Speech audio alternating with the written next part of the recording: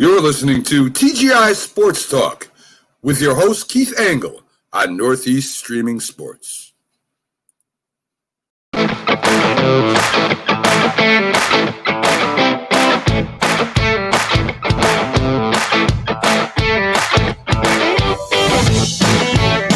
Good morning, everybody. Keith Angle for TGI Sports Talk, live from East Greenbush, New York, right here on the Northeast Streaming Sports Network, as you heard earlier.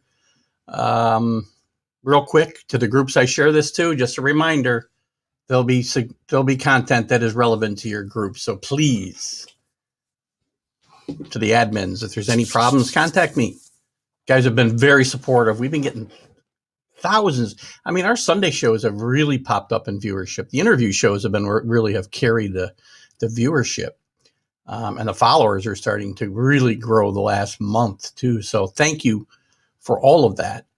And I appreciate it. It's a chilly day here in East Greenbush. If you're in the Northeast, it's chilly wherever you are. Wind chills below the 0 today. So hope you're warm. Stoke up the fire. Which picture is better, the real picture or the mug picture? At least I'm in the summertime there, right? Guys, today we got big show. We got a lot to chat about. We got the football games coming up, championship games, Green Bay against Tampa Bay, Kansas City and Buffalo. We're going to talk a little bit about some of the coaching hires this week, some other news in the NFL. We'll also cover some Major League Baseball news. Be pretty quick there, I think, today. We'll have a more significant baseball show coming up in the near term. We'll also chat a little about the NBA, and we'll jump into college basketball a little bit today too. I want to jump around the standing or the rankings and the leagues a little bit and talk about some surprises, both good and bad. Before I get started today, I wanted to mention Friday's sad passing of Henry Aaron. This isn't the baseball section of our show, but we'll start with Henry Aaron, as I don't see any other way to not do that. Excuse me. I did a vlog yesterday about Henry Aaron and about some of the other greats that we've lost recently. It's been a tough year. I think 10 or 11 Hall of Famers have passed in the last year. Henry Aaron's just the latest. I'm not going to go down the list. Watch the vlog. It was a fairly comprehensive list. I'm sure I missed people. I realized when I got done, I forgot to mention Al Kaline, for instance. But, not just Hall of Famers, but a lot of the people that I grew up watching have passed. And a little bit of my childhood has been, passing along with them, part of me. So I talk a lot about it in the vlog, so check it out. But Henry Aaron, I do need to touch on Henry Aaron here again today. Henry Aaron is one of the most courageous individuals that I have come across in the world of sports in my 60 years. What he did in the 70s, and I'll talk about it in the vlog as well. I didn't realize the magnitude of what was happening. I was watching a man chasing a home run record at 13 years old, going on 14 in April of 1974. I didn't know what he was going through. I didn't realize the hate that was thrown at this man almost everywhere he went. A black man from the deep South trying to break a white man's record. It had held not just any white man, but Babe Ruth, the greatest player that ever played the game. The biggest name that ever played the game, for sure. So he went through a lot. He persevered, and man, hate mail, death threats. Just an amazing, amazing individual to be able to persevere through that, not have a nervous breakdown or worse. Through time, it's just grown more important to me, more significant to me, the things that he did. He was not just a great ball player. He was a great man and a great person. So our condolences to the Aaron family, the Braves organization, and, we'll talk more about this. I'm going to have a show on actually Friday.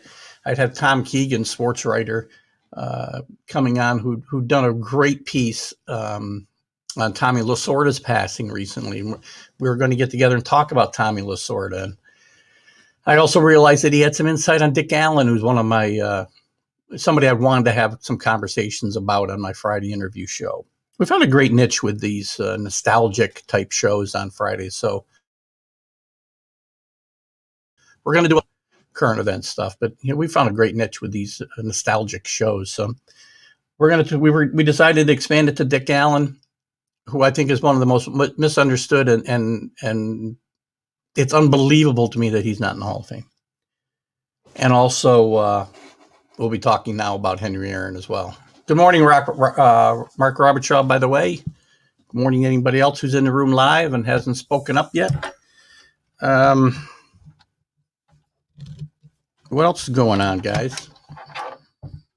I just found a pen. We're going to talk about the NFL. Let's start right off the bat. See how long I keep playing this music without getting cut off the air. NFC, AFC Championship Sunday. What a great day for football, right? It's a little unfortunate they moved the games back as late as they have in recent years, but it's still a great week. It's exciting. We've got two awesome matchups in Kansas City.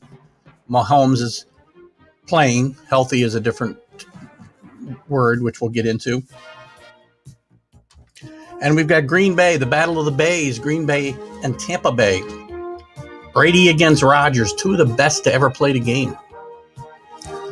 I mean, it's got to be one of the, and again, I haven't looked back through the history books, of course, but this has got to be one of the most prolific quarterback matchups in championship game history. Hey, Mahomes and Brady was great, right? But Mahomes wasn't, he was still a kid. Still a kid. But today we jump in with, and we'll review our playoff standings after we do this as well. Good morning, Bill Pulver. Good morning, Rick Sherlock. Good to see you guys. The Pulverizer is in the room. And Watson. These guys byplay is a lot of fun during the course of the game. So during the course of the show. It is a game sometimes. But I appreciate it, and I like the banter, so keep it up. It'll be 79 today in Florida. Unfortunately, it'll be 30 degrees in Green Bay. So let's start with Green Bay and Tampa Bay. Whoa! Green Bay and Tampa Bay. The Battle of the Bays. Aaron against Tommy. Rodgers only in his game, I think, for the third time in his career, maybe fourth. But Tom Brady's making his 14th appearance. He's 9-4. He's gone to 9 Super Bowls. This will never happen again, guys. So great motivation for Tom Brady. Great motivation for Aaron Rodgers. This could be his last shot. Could be Brady's last shot. But Rodgers really needs that second. Oh, he doesn't need it. He's a Hall of Famer. He's a no-brainer, right? But I think to really secure his legacy, with the Bradys and the Montanas, he needs that second Super Bowl win, I think. Great player. Doesn't mean he wasn't a great player. Dan Marino was a tremendous player, one of the greatest quarterbacks of all time. One of the best quarterbacks of all time. Maybe there's a difference between GOAT and BOAT. Best of all time. Aaron Rodgers is definitely one of the best of all time. And I'm not going to be commenting anymore on Tom Brady and football. So not during this show. Let's concentrate on the football game, guys. You got a great football game in front of you. Don't focus on nonsense. So two of the greatest, well, at least one of the greatest quarterbacks of all time, the greatest quarterback in all time in my mind. Look at 10 Super Bowls. If he gets there, 9 Super Bowls. Nobody's ever going to touch this record, guys. And don't tell me about the ones he lost, because he won 6. Nobody's done that either. But it's an important game for Aaron Rodgers as well. He's never played an NFC Championship game at home. Big chance for Aaron Rodgers. Now, they probably played their worst game of the year. And I know they lost 3 games, but their worst game they played was against Tampa, in Tampa, back in whatever, November, October. I don't remember the date. But it's irrelevant. They got beat 38-10, probably Tampa's best defensive effort of the year. And the worst effort from Rodgers. The worst effort from Rodgers. So, while Brady, while Billy Pulver wants to concentrate on, the anti-Brady talk, let him enjoy it. As a Jet fan, I can understand his frustration. It's got to be difficult to be a Jet fan all those years and watching Tom Brady put ring after ring after ring on his hand. Anyway, worst game of Rodgers' season. Rodgers had a phenomenal season, but that day he threw 2 interceptions, one for a pick 6, was sacked 4 times.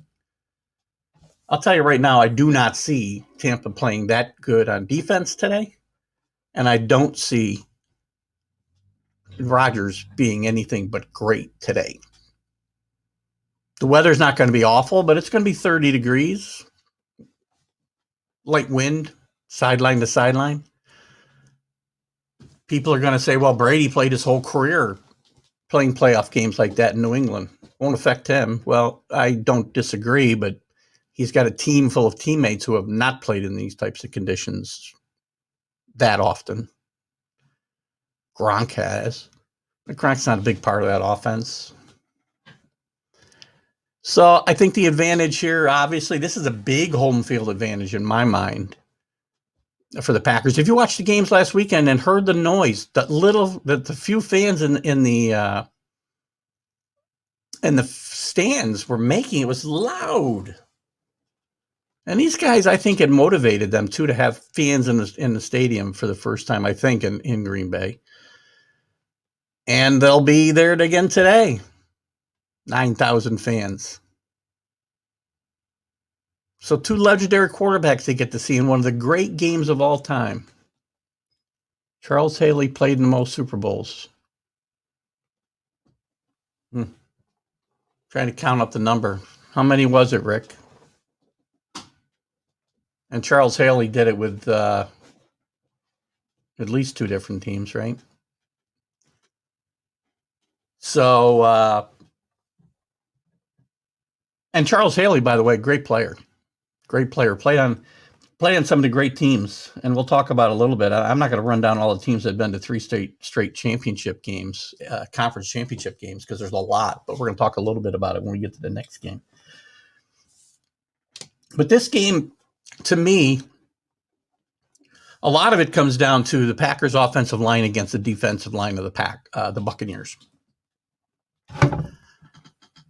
Somebody's going to have to run the football well here to win. I don't think the Buccaneers are going to be able to run the ball as they did in the first matchup, and as they may have a little bit in the playoffs against Green Bay. Green Bay's really playing good defense. As I said, the Buccaneers have been very up and down on defense, and the game against the Packers at home was probably their best effort of the year, but I don't see that as being, as really reflective of the Packers season. They've had a great season. These are 2 good teams. One great team, one really good team. It'd be easy for me as a Tom Brady fan to just pick Tampa Bay. But I think Rodgers, with the motivation that he has here, again, I don't think he cares about avenging a loss to, week whatever to Tampa Bay. That's not really going to be a big factor in this game. But he wants that second Super Bowl. He's playing his first NFC Championship game at home. All these things are huge factors. Plus, you factor in the fact, correct, Mark. Mark points out Rodgers 1-3 in NFC Championship games. Not one of those games has he played at home. Let's remember that. Not one. And for you guys who think it's not important, it's important today with Tampa Bay going to 30-degree Green Bay. Good football weather. Shouldn't affect really the play of the game. But some of these guys from Tampa have been playing, indoors and in the South and in domes all year. It's going to make a difference.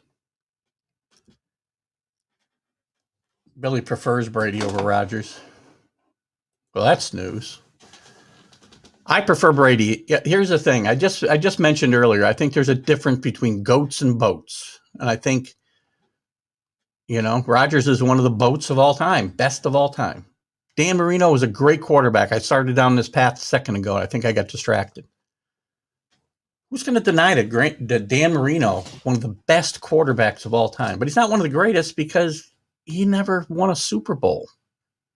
Made it to one. Thought we'd be back forever.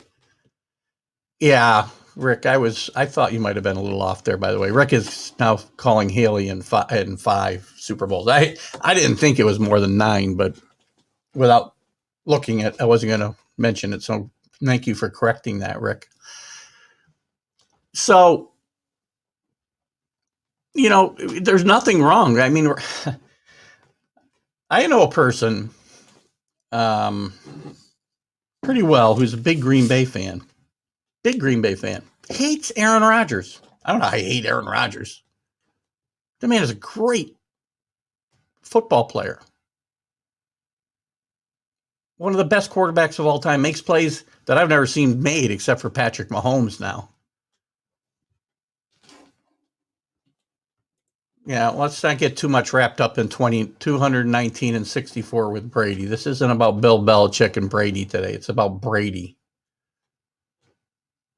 Bill, this, I can't let these comments just pass, right? There's something you need to remember about Bill Belichick's coaching career without Tom Brady. We all know about this year, right? No quarterback, no weapons. They sold out for the last 5 years. Now you got me talking about the Patriots. So, you guys get mad at me when I go down this road, but you bring up the questions and I'm not just going to let them hang out there. You guys like to knock Belichick because of the year he had this year and the year Brady had. Well, Brady didn't have a Tom Brady year. He had a really good year. Just the facts, Bill. I'm giving you facts right now. If you will hold on a second. Good point. Drew brings up Fournette didn't play in week 6, but let me concentrate on this whole Bill Belichick, Tom Brady thing one last time. We all know what happened this year.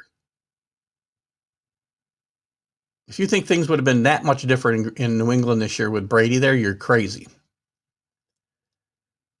The only other year that he had a down year, by the way, Bill, you seem to, you can put the total numbers up, but they don't give you perspective. He went 11-5 without Tom Brady in 2008, I think was the year. Lost him in the first quarter, the first game. Went 11-5. Didn't make the playoffs, but he didn't make it with 11 wins. His first year in New England, he was saddled with an aging Drew Bledsoe. I love Drew Bledsoe, but he wasn't a championship quarterback. And he was just in the midst of turning the team around. He went 5-11. First year. We know what happened from that year on for 20 years. Okay. Was Tom Brady a big part of that? Yes. Was he the only part of that? Nope. And now let's go back to before then. Cleveland. He went to a horrible Cleveland team. Had a bad year his first year as he rebuilt the team. Took them to the playoffs for the first time in however many years. Beat Bill Parcells in the playoffs. And had a team on the rise. And that team on the rise was destroyed by the owner. Gosh. His name is slipping me now. I know Drew will come up with it. Oh, gosh. Such a famous name in football, and now I can't remember his name. But that the momentum he had built in Cleveland was destroyed when the owner announced he was going to move the team. Fans turned on everybody, including Belichick. So there's mitigating circumstances there. So let's not just lump numbers all together, and because I can make them say whatever I want. I work in sales. I can turn numbers and make a really good number look really bad with just a hey, my screen's off a little bit here. Sorry about that, guys. My studio had a little crack in it.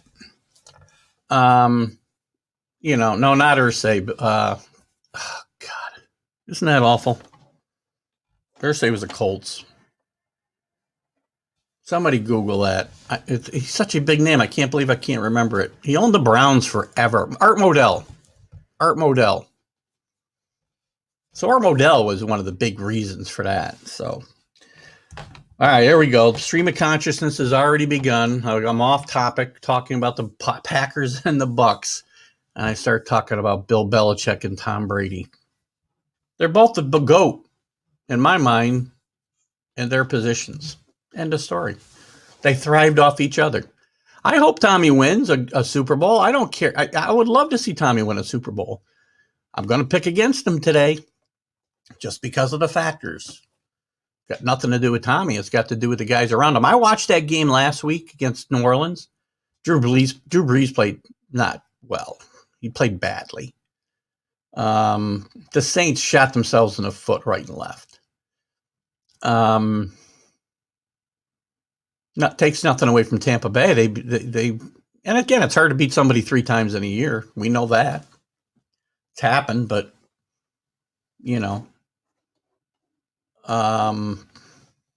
Billy's not mad. I'm not mad either, Bill. I just get I'm passionate about the things that I believe in, and I like to just address things that I feel are, only my mind not accurate. Again, this is all my opinion. You can accept it or not accept it. Rick is obviously anybody but the Packers, excuse me, which is understandable. But look, I think given all the factors involved here, and again, I think it's a toss-up game. I think, a turnover here, turnover there, bad call here, bad call there, which, again, my feeling, don't let bad calls beat you. Will determine the outcome of this game. But I'm going to pick the Packers to win this game 27-23. Packers win. Go to the Super Bowl. Aaron Rodgers chasing number 2, which is kind of important to his legacy. Going to be a great game. 3:05 today. Tune in for that one. Anything else I want to chat about in this topic? Guys, got anything else you want to talk about on this game? And take a look while I just kind of review my notes a little bit. Again, this is the first meeting that means anything for Tom Brady and Aaron Rodgers. Hard to believe over 20 years, 21 years, that these guys have not really played in an important game before. So it's some great storylines here, man. I'm excited about it. I'm excited about the game. I think it'll be a great game either way. If Tampa Bay goes to the Super Bowl with Tom, I won't be disappointed. But I will be all over Green Bay today, probably with a wager. Sorry, Rick. Tampa has their best game, but loses Super Bowl. So Billy's picking Tampa today. Mark, my boy Mark Mathewson is all in on Tampa Bay. If Tampa Bay wins the Super Bowl, he's going to win the playoff challenge. I'm sure of that. I think he can come back from where he is now. We'll look at those in a minute, guys. I think it's going to be an exciting game in Green Bay. Can't wait. Can't wait for these games to start. Game number 2. Maybe we'll play this one. Game number 2. Kansas City against Buffalo. Buffalo has not been in a championship game in, most of your kids' lifetimes. Some of your kids' lifetimes.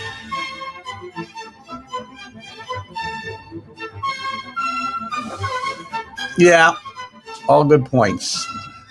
Kansas City, Buffalo. Mahomes is playing, cleared to play. How well will he play? He's got the concussion issues to worry about. Who knows how he'll take that first big hit? He's also got turf toe, which is, seemed to have been lost in the whole concussion thing. He hurt himself early in that game.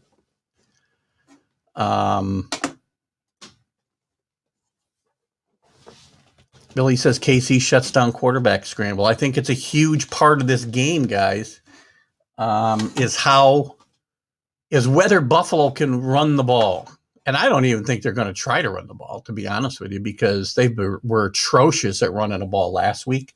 They're atrocious running the football against Kansas City during a regular season. And again, that game is fairly meaningless at this point, but it does give us some insight.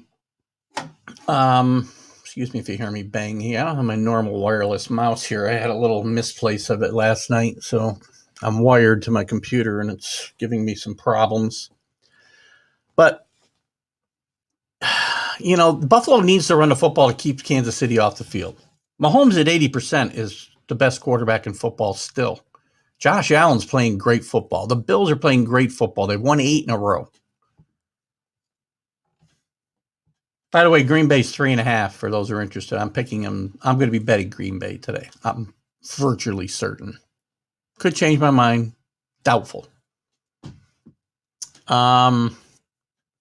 And the Chiefs are a 3-point favorite. The over-under is 54. The over-under in the first game is 52. So the Bills need to run the football and keep Mahomes and team off the field. I don't see them doing it. They didn't run it against the Ravens. I mean, as well as the Bills are playing, I don't want to take anything away from the Bills. I really don't. They've played great, 8 wins in a row. Their defense, which was really bad early in the year, has improved greatly.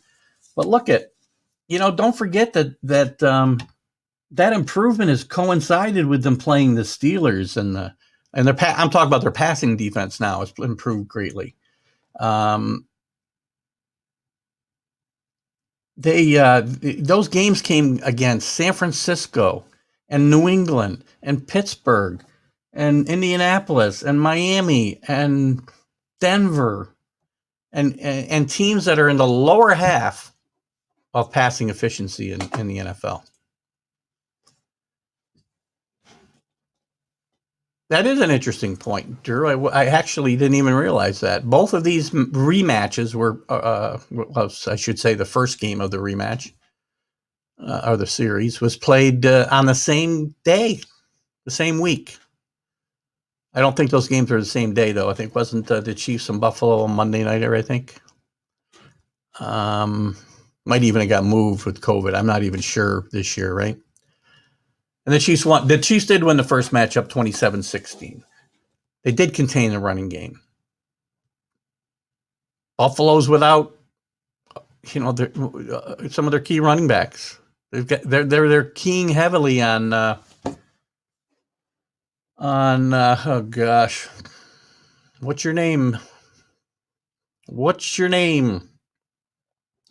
Isn't that awful? My mind is gone again, guys. Well, they're going to be keying heavily. Josh Allen is going to be carrying this offense today, running, throwing. He could beat Kansas City all by himself. If Mahomes gets hurt, is a non-factor, then all bets are off. If Mahomes hadn't played here, I'd have been all over Buffalo. But Mahomes is the deciding factor in this game, in my mind. One of the other key matchups is going to be Travis Kelce against Tremaine Edmonds. Kelce's just a tremendous weapon on the offense. Yeah, there's and here's the thing. Drew's talking about some of the running backs on Kansas City. Hilaire is back. Bell's questionable, but gosh, they ran the ball well without those guys. Williams ran the ball well last week. They, when they needed to run the football some last week, they were doing it. And that was a great game. I got to give Chad Henne credit. And Andy Reid, right? That game was theirs out there to lose. The Browns were in position to win that game. And except for a fumble into the end zone, which is kind of a stupid rule, fumble the ball out of bounds at the 1, you get the ball at the 1. If you fumble it in the end zone, you lost the football. Yeah, it's kind of harsh penalty for that. But I know the reason for the rule was Dave Casper and the Holy Roller. But, I don't think 5-syllable words here. Oh, my gosh. I'm not using 5-syllable words. I mispronounced 2-syllable words. I'm the king of the malaprop, guys. Get used to it. I've talked about that through the entire length of this show. We're about, I've got about 60 shows. Oh, not 60. Well, I got a good 40 shows under my belt. Maybe more than that. Maybe it's in the 50s with my vlogs and whatnot. Guys, I'm going to make mistakes. I'm not infallible. I don't get paid for this. My malaprops are part of who I am anyway. Always will be. So anyway, I think the Chiefs win that matchup. Kelsey's, they find a way to get him in isolation. They find a way to get him open, and he's going to be a huge people. Mark had talked about matriculating the ball down the field, and Mark said not many people remember the Hank Stram reference. But actually, they will. Let me put up Mark's. I should have done this in order. So Mark talked about just matriculating down the field, boys. And Rick commented, not many people will remember. Well, most of the people that will view this show. And again, guys, thank you. Whoever's sharing this show and the groups that have allowed me to share it. These shows are catching up to the interview shows. We did like 4,000 views on a show either last week or the week before on a Sunday. So great job and thank you. And our demographic, Rick, to my point, is not the 20 and 30 years old. Rado comes on. Might be my youngest semi-regular viewer. He's in his mid-30s. But, guys, they're my age. They're our age, Rick, most of them. I can look at the demographics. I can look at a lot of stuff on Facebook. And it's interesting. We've got viewers all over the country. I've got viewers. Well, Billy mentioned his daughter watching in England, which I really appreciate. Thank you, Alicia. But I've got like 4 other viewers in England. And by the way, we just went on NESIP, the Northeast Streaming Sports Network. We just went live on a network in the UK.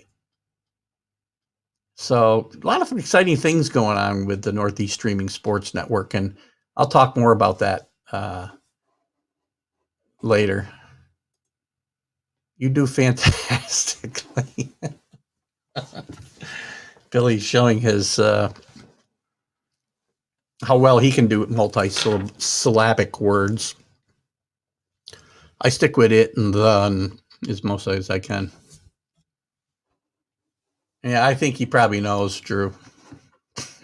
I think he probably knows it's not a word. Uh-oh. Almost close you guys out. See, I got this mouse I'm not used to using. The show ends early, guys. You'll know why. I'm trying to get these things up. Anyway, as far as words go, I'm a big believer, and I can make up words as I feel. It's my language. As long as people understand what I'm saying, it doesn't matter. My wife gets a kick because sometimes now I actually do it on purpose. Mispronounce words. I'm losing my connection to my monitor over here, which is my lifeline, guys. So bear with me. Anyway, back to the Chiefs and the Bills. I think Mahomes is the X factor, obviously. No brainer, no brainer there. But I think they will. Their defense is underrated, I think. I don't think they've played as well as they played last year when they won the Super Bowl. But I don't think they've played badly. And I think in big spots. Again, I've talked about this before. I think this is an offense that makes their defense better. Because the offense keeps the defense off the field. Mahomes comes up with these big plays. And he got his bell rung for it last year. But he comes up with these big plays where, he's not a running quarterback, but he makes a play in a big spot, gains not just 5 yards, he'll gain 20 or 30. got a feel for the game that not a lot have. Now, this is the first time that I'm aware of, that he's had a concussion, and how he reacts to that will be very interesting. But lost my screen entirely, which is going to hurt.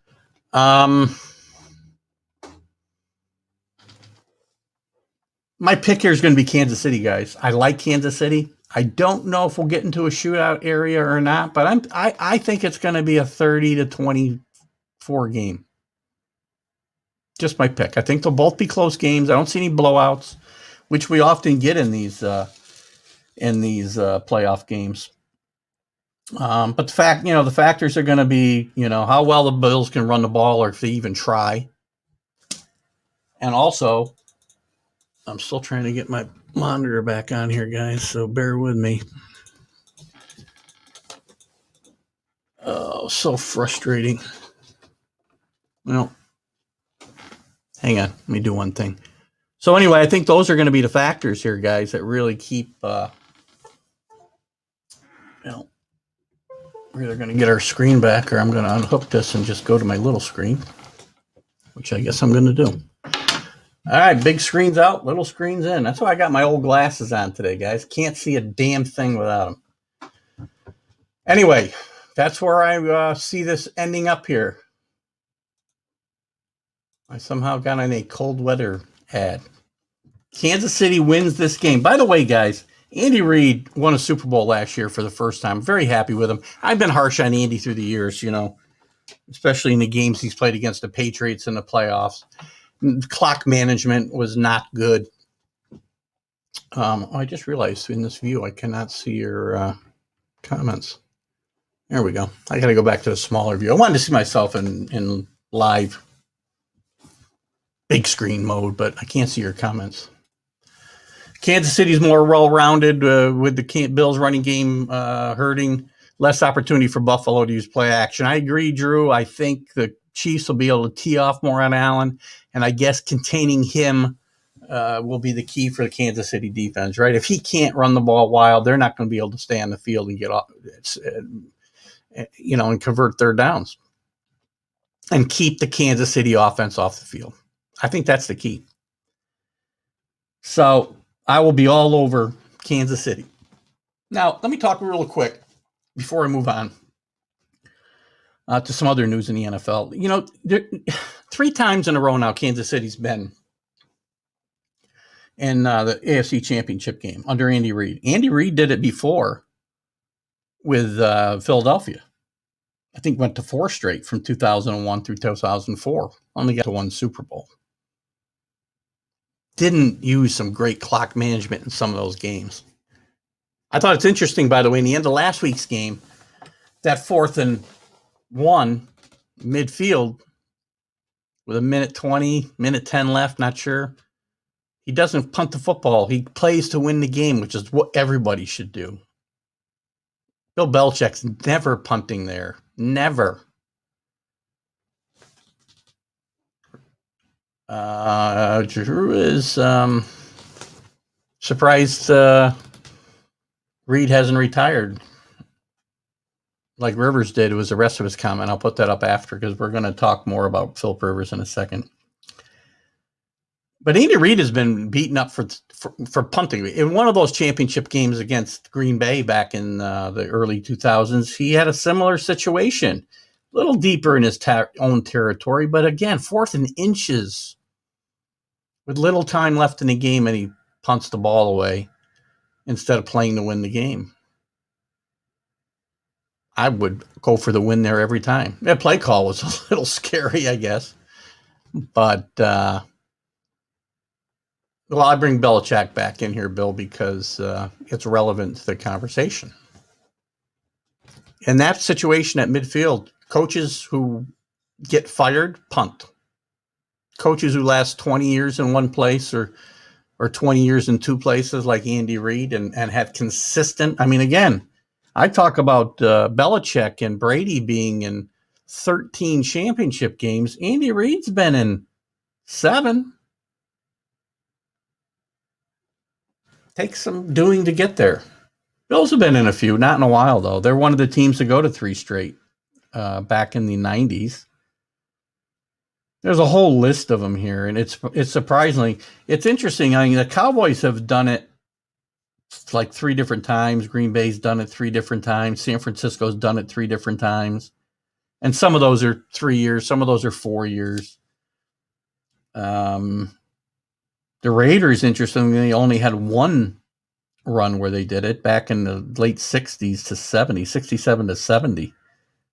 Rams did it once. I'm sorry, Oakland did it twice, 73 to 77 as well. But you notice a theme in these, the historically great teams, or teams that are doing this. That makes sense. I mean, they're not going to be historically great if they don't get the conference championship games. Mark's right. You play to win the game. You play to win the game. If you punt there, you're playing not to lose. Great call. Chad Henne, too, by the way, 3rd down and 15 or 16, gets all but 1 yard of it on a scramble. Browns win that game if not for that first down, or that maybe that 3rd down scramble is more important than even the 4th down play, to be honest with you. Because if they don't get that much yardage, they are punting the ball away. And Baker Mayfield had played a hell of a game. So anyway, I think Andy Reid, great incentive here as well. Patrick Mahomes, the experience in this type of atmosphere, I think, is what wins it out for the Chiefs. Andy Reid's experience, he's learned from his past mistakes. It's very apparent last year and this year that Andy Reid has found a way to get his team to win games that where they don't play their best, and he's managed the clock much more efficiently. He might have a coach that does that. Teams do that, so it's possible he does. But I think his experience and Patrick Mahomes now being in 3 straight championship games, if Patrick Mahomes is close to Patrick Mahomes, we will do that, Bill. Hold on a second. I touched on it a minute ago. So I'm done talking about Andy Reid. I'm picking Kansas City here to win by 6 points. And the game will probably be right on the number for the over, so be careful. Let's talk about this rule. I agree. And again, about the Bills, one more thing with the Bills. And again, I don't want to take anything away from the Bills. But I'll tell you what, both the teams they've played up until now, Colts would have beat them if not for some. If I had hair, I'd pulled it out if I was a Colts fan. I mean, and I bet the Bills that day, so I'm glad that he did it. But Frank Reich made some oddball calls. For somebody who I think is a really good coach, he made some odd calls in that game. So let's talk about this rule where the Browns fumbled early. I don't know how early in the game it was. I guess it was in the second quarter. Might have been the third quarter. They're driving. They're going into the end zone on a wide run. And I don't remember exactly who was carrying the football right now, but as he gets to the goal line, he fumbles out of bounds through the end zone. As I mentioned before, and I'd love your guys' feedback here, I think the rule stinks. Again, as I mentioned when I brought it up the first time, if you fumble that ball and it goes out of bounds at the 1-inch line, where you get the ball on the 1-inch line. But if you fumble it through the end zone, you get the ball, you lose the football and it goes to the opposition. And if I'm not mistaken, that rule was put in basically because of a play back in the 70s, the holy roller play with Dave Casper kicking the ball down the field. I don't know, maybe I'm wrong. I guess that doesn't make sense that rule would have been from that. Somebody tried to convince me of that Friday. It doesn't. I don't think it makes sense. I mean, I get it. Maybe, nobody can recover that football except which is another rule. If you fumble it forward that way into the end zone, I think only the guy who fumbled it can recover it. But regardless of all that stuff, just the play itself that happened where they lost the football altogether, I think it's too harsh. It is a touchback for the defense. They get the ball on the 20. Now, maybe you can punish the offense if you want, push them back to the 20. I mean, they're going to have something, most likely, more often than not, they're going to have some down of, first 20 and goal for 20 on the 20-yard line and goal to go. Second down, third down, fourth down, whatever. But I just feel to lose the ball altogether in that situation, it seems unfair. But the rules are the rules. I've seen it happen to everybody, so it's not like, they did it in a bad spot. Let's talk about some other NFL news. We've got 45 minutes into the show here. More NFL news. I was trying forever, guys, to get some video pulled up for you. The Lions hired Dan Campbell as their coach, which I think is a great move. He played with the Dolphins. He played with the Giants. He played with the Lions. He's been a coach in the NFL now for quite a few years. I believe his last gig was a tight ends coach for the Saints.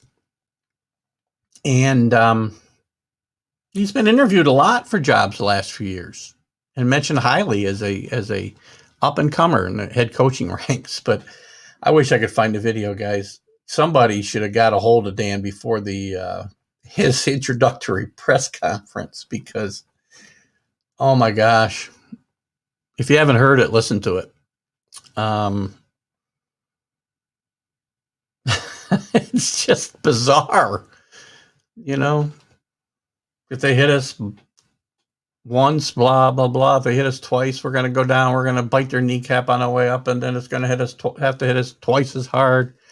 I tried forever to find a cut of the video, and I couldn't find it where it wasn't too long or other people talking over it. And I wanted to play it for you guys this morning because it is just a hilarious. I mean, to be honest with you, it's one of the most bizarre introductory press conferences outside of Adam Gase that I've ever seen.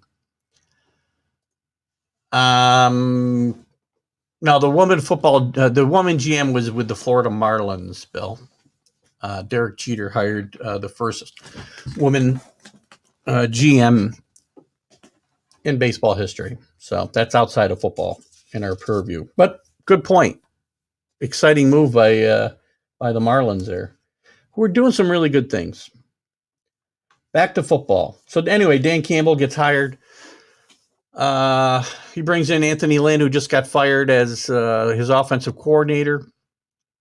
Just got fired by the Chargers. He was the Bills' offensive coordinator before he got that job in San Diego. And one of the, I guess maybe even a bigger announcement is the fact that Matthew Stafford and the Lions have mutually decided to part ways, which we'll talk about in a second. The Eagles hired their new head coach, Nick Sirianni, offensive coordinator for the Colts. Tells me they want to fix Carson Wentz. We'll see. If they think, I really believe. Now that's a good point, Bill. Sorry, Billy's got me jumping around here. There is I believe that there could be a female referee. I can't remember if she's refereeing today or in the Super Bowl. But she's definitely the most high-profile NFL referee, female NFL referee. So, it's good to see. Nick Sirianni, you look at the Eagles fans, Jalen Hurts is not the answer there. The answer is fixing Carson Wentz. You can't move Carson Wentz because the dead cap space that's going to cost you is going to cripple you for years. You need to fix Carson Wentz. So, I think it's a good hire for the Eagles, and see if he can fix. It's interesting because one of the interesting things I find about this hire is the fact that if Wentz was moved, the Colts were mentioned prominently as a place where he could go because he worked so well with Frank Reich beforehand, and maybe Sirianni was there previously, and I'm not sure where he came from when he started coaching with Frank Reich. So Jim Bringer, Sarah Thomas, thank you. Yes, Sarah Thomas is working the Super Bowl. Thank you, Jim, and welcome to the show, Jim. Yeah, so I think Philadelphia needs to fix Carson Wentz and not. Gosh, guys, don't put your if you put your eggs in the Jalen Hurts basket, you're gonna be sorry.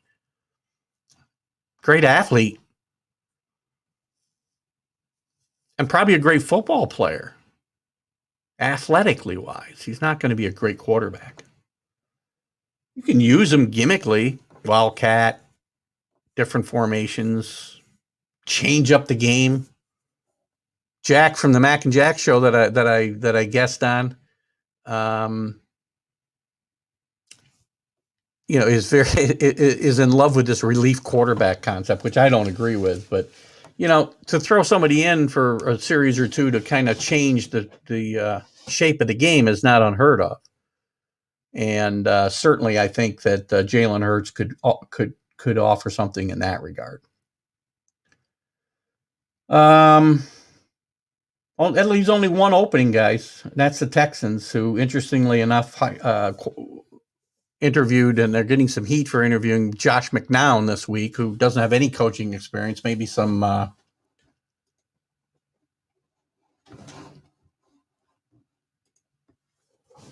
yeah, Jim, by the way, Jim, hope I say your name right, Jim Byringer. If I mispronounce it, I apologize. As I mentioned, I'm the king of the malaprop here, as my fans can account for. Jim, if you want to put up your show's name, Jim, I'll be glad to share it on the screen. I've been sharing some of Jim's shows and Mark Weiss's shows on my page. I've chatted with them a little bit. I don't know, Jim, if you're aware, I talked to Mark about possibly joining the Northeast Streaming Sports Network. So I hope you guys think about it. Jim has a really good hockey show that he does with Mark Weiss and maybe one other. But I've shared some of those shows to my page, TGI Sports Talk page. So if you want to post the name of the show here, I'll be glad to put it up for you, Jim. Anyway, the Texans have gotten some heat for interviewing Josh McCown, who has no coaching experience except like part-time high school, and he's just getting done being an NFL quarterback. They also interviewed Jim Caldwell. They're waiting for Leslie Frazier to get out of the playoffs to give him a second interview. Here it is. Jim's show, The Last Word on Hockey, on Mad Radio Network. Check them out, guys. It's a lot of fun. If you're a hockey fan, it's a great show. And I know Mark does one too, a baseball show with Mark Littell and some others. Mark, I had on my interview show on Fridays, and Mark was a great guest and certainly a character. But I'm hoping that maybe these guys will chat a little bit more about joining the Northeast Streaming Sports Network. Where was I? Leslie Frazier, Eric Bieniemy still in play. They interviewed Joe Brady, who interviewed everywhere. He's probably not going to get a job. Probably needs a little more seasoning. They interviewed Pat Fitzgerald and some other NFL assistants. Again, I got a feeling that either Bieniemy or I hope Eric Bieniemy gets a shot here, but Andy Reid, Andy Reid being the play caller there probably has held Eric Bieniemy back a bit. Maybe some other factors. Excellent, Jim. Give me I'll send me a message through Facebook. And maybe we can get together with you and Mark. I gave Mark my phone number to call, but if you want to get together with Mark and chat with him about it first, that's fine too. Or you can send me a message and I'll send you my number. So anyway, Bieniemy might be getting hurt by that and some other stuff that came up on about some long ago allegations, but it's sad. But I think it'll come down to him and Leslie Frazier myself, and I know that that'll excite Rick a lot to know that Leslie Frazier will be back coaching in the league.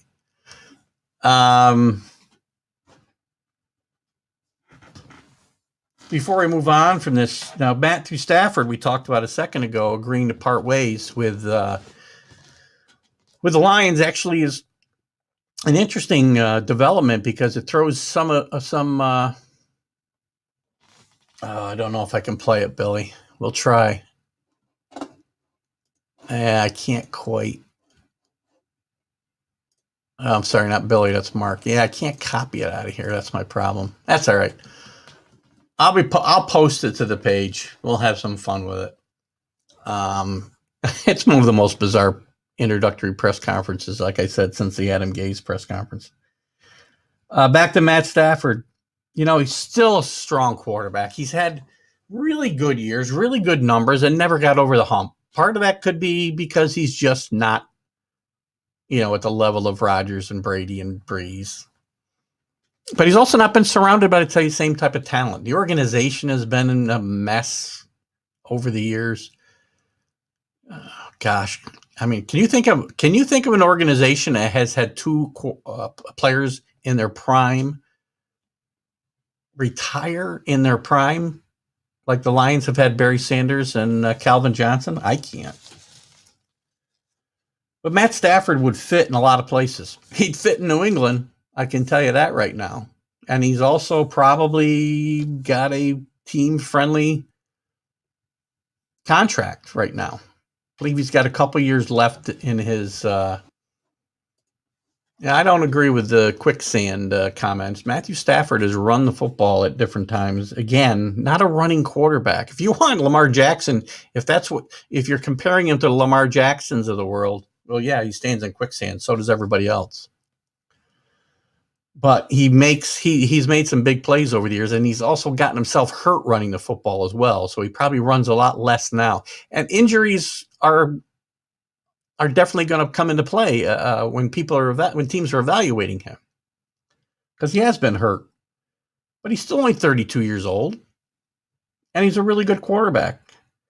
And I think the Patriots are going to be interested. I think the team formerly known as the Redskins are going to be interested. The Colts are going to be interested.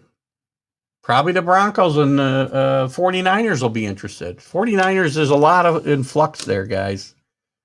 Our passing game coordinator, LaFleur's gone now to the Jets. Great move by the Jets, by the way, bringing him in. I like what Salah's doing there. By the way, watch the Dan Campbell introductory press conference and watch Robert Saleh. Tell me and I love Dan Campbell, and I'm being too harsh on him for a 5-minute interview, or a 5-minute clip. 49ers are a bit in flux with the quarterback situation because they don't know what they want to do with Jimmy G. It's going to be hard to move him because he's got a pretty big contract too. Patriots are interested in bringing him back. Now, is he one because of the system? Remember, he threw the ball 8 times, I think, in a Super Bowl last year. So that's one thing that's interesting. We got the Deshaun Watson situation. I still don't think he's going to move. I think at the end of the day, it's going to be too hard. Well, first of all, the Texans want like 3 first-round draft picks is where they're starting the talks, and that's probably going to be a non-starter for most teams, if not all. I think the last guy who got traded for 3 first-round draft picks was Herschel Walker. That worked out great for the Cowboys, not so much for the Vikings. Rick can probably speak to that. I don't think I said Redskins. I said team formerly known as the Redskins. I believe. If I didn't, I'll gladly have the beer. Haven't had a beer in all of 2021, by the way.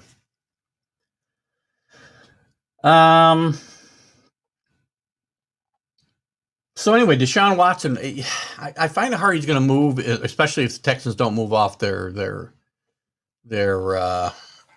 boy, Billy, you are all over the place today. I'll put that up here in a second when I talk about.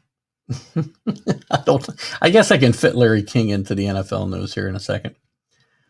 Deshaun Watson, actually, the word is, I mean, there's 2 teams that are the front runners if he gets traded: Miami and the Jets.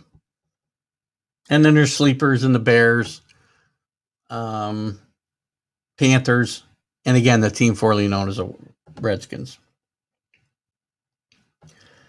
But the Jets seem to be Watson's preferred destination. I'm torn. Jet fans are torn. They want him, some don't, but some think they're going to get him for a song. You know, when you say you're going to give him up 3 first-round draft picks to get him, one of them most likely is the one you have right now at number 2.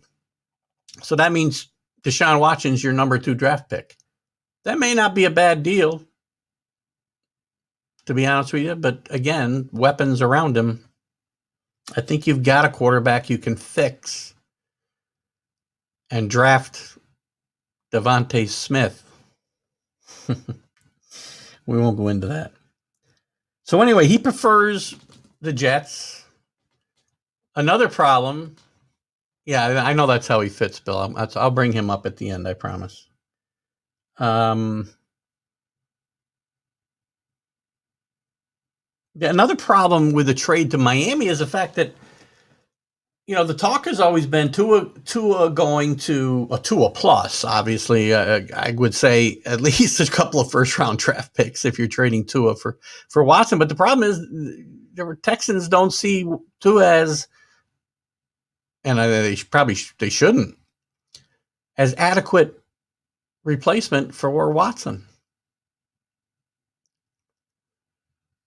So, I think given all these factors, it's kind of unlikely that Watson's going to end up moving. Now he's very unhappy with the situation in Houston. For the way the organization moved forward with the general manager hire, the way they're moving forward with the coaching hire, and I'm not saying Deshaun Watson should have a say in this. And I don't want to get into the reasons for his disenchantment with the organization, but if you've read anything about it, it's not hard to figure out. Some other news. I'll jump on this right now so I don't forget. Billy Pulver wants me to mention, and I agree, this should be brought up because he was a play-by-play announcer way back when for the can't find your post here, Bill. Anyway, Larry King passed away of COVID-related circumstances at 87 years old. I was shocked he was only 87. I thought Larry King, I'm sorry, I don't mean to disparage him, but I thought he looked like he was 87 for the last 20 years. So, and he did have some ties to sports. I didn't mean to say he didn't, Bill. As soon as I said it, I realized the Miami connection, but also Billy's got a post here that King was there it is. Larry King, married 7 times. I guess that's his claim to fame. Larry King was a great broadcaster, man, but if anybody ever came to an interview less prepared than me, it's him. He prided himself on not researching the people he had on the shows.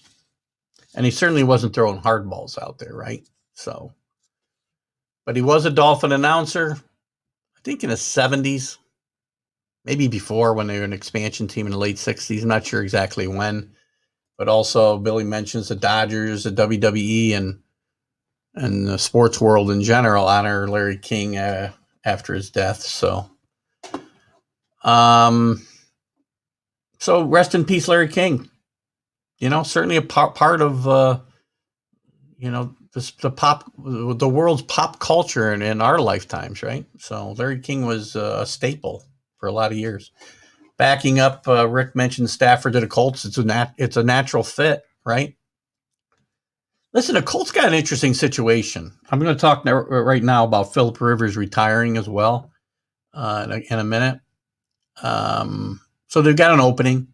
They got Jacoby Brissett, who was a free agent, and did I thought, a good job before they brought in Phillip Rivers, who they thought was going to put him over the top, and it didn't happen. I think Jacoby Brissett's a really good quarterback. I don't know if the Colts think so. I wouldn't be unhappy seeing Jacoby Brissett come back to Foxborough. Maybe you don't give him the starting job, but maybe he fights it out with somebody else because he's going to be cheap.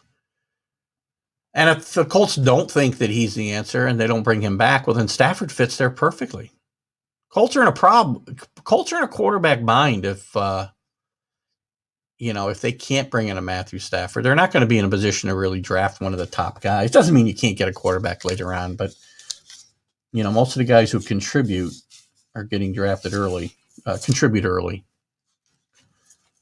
So we'll talk about that right now. Philip Rivers announces his retirement this year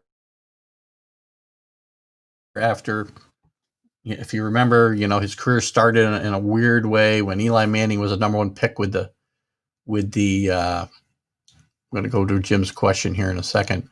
Philip Rivers' career started in a weird way with Eli Manning being the number one draft pick for the Chargers, even though the Manning family, because Archie was running the show for everybody,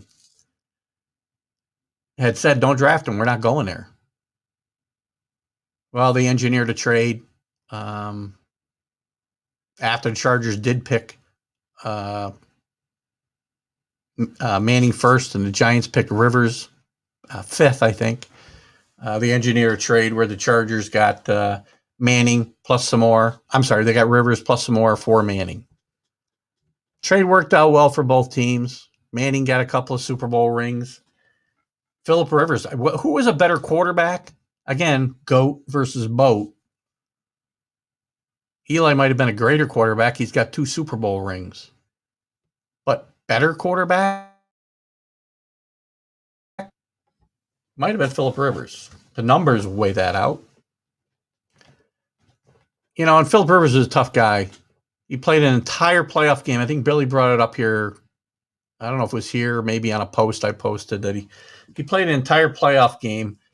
It was at New England. I think it was an AFC Championship game, if I'm not mistaken, with a torn ACL. That's pretty tough, guys. That's Jack Youngblood playing in a Super Bowl with a broken leg tough. So I haven't been that high on Philip Rivers all that in my career, or his career. I got to give him kudos. He had a great career. Is he a Hall of Famer? I got to say probably. He didn't make any Super Bowls. He made it to a few AFC Championship games, couldn't get over the hump. Made playoffs a lot, put up a lot of really nice looking numbers, but the game warrants that too today. So I think he's a borderline Hall of Famer. I think he'll probably make it. I don't think I'd get all worked up. Jim's got a question. Have we seen the last games of the 2004 draft class? 2004 was the year. Thank you. I was having trouble coming up with that year, Jim. I think Big Ben, I think there's a pretty good chance Big Ben will retire. He's not going to go somewhere else. And I'm not certain the Steelers aren't ready to move on from him. Now, the problem is there, again, you don't have any other options. And if Ben wants to come back, I don't see them moving him or cutting him, I don't think.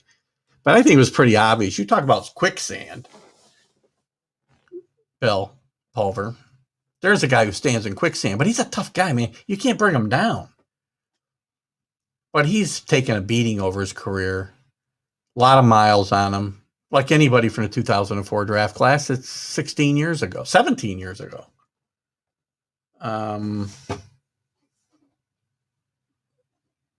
Billy thinks Big Ben strikes midnight. Billy's good with the puns today. Well, as a rule. Very witty, Bill. It's back to Jim's question. I think it's entirely possible Big Ben has played his last game. I really do. He's had a great career. Again, I haven't been a big fan of his over the years. I mean, playing-wise, again, no tougher opponent. Patriots and Steelers had some big games through the years. Big games. And I got to tell you, while the Patriots came out more often than not on top, Big Ben was quite a competitor. Got some issues off the field, obviously, but, so do a lot of guys.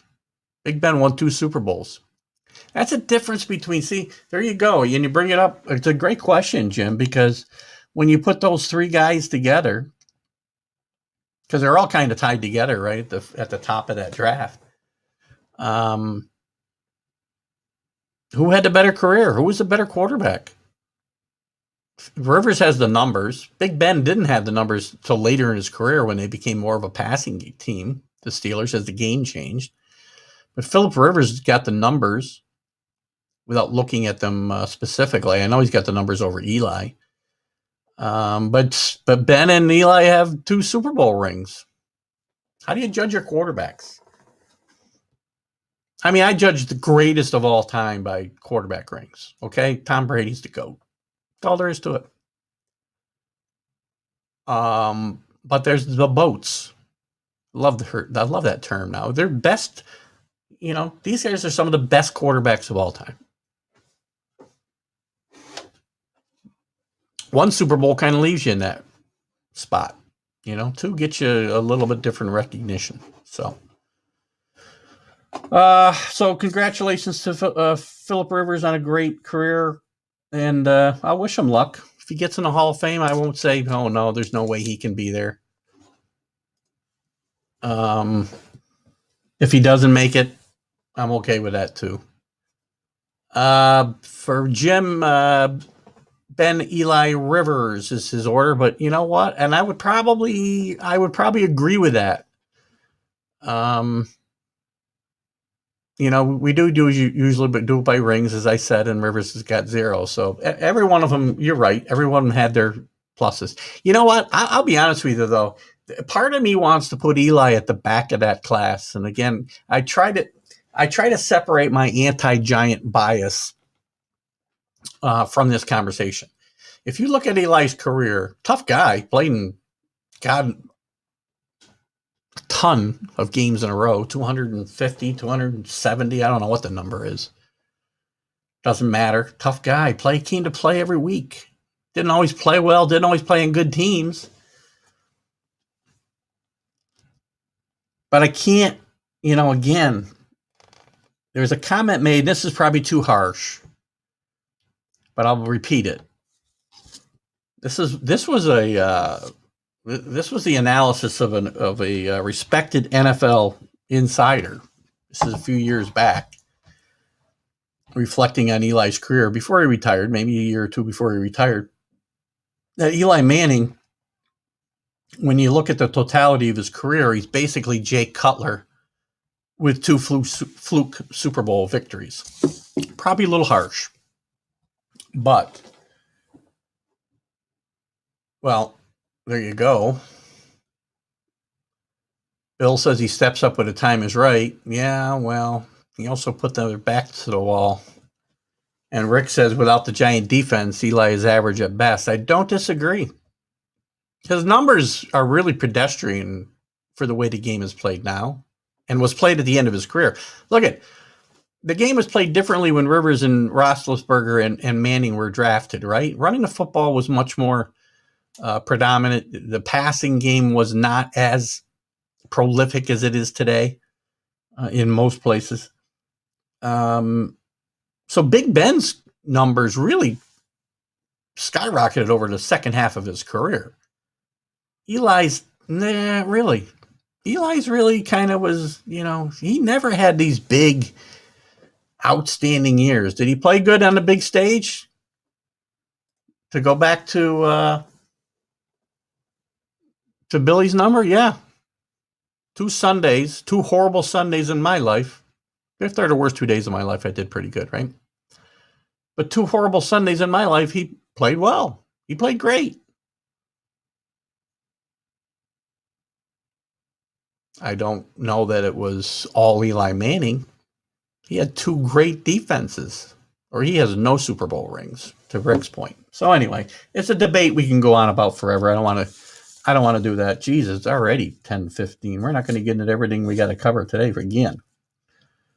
Good comeback, though. Goodbye play. Listen, a couple of throwaway notes here. Super Bowl will have 22,000 fans in attendance.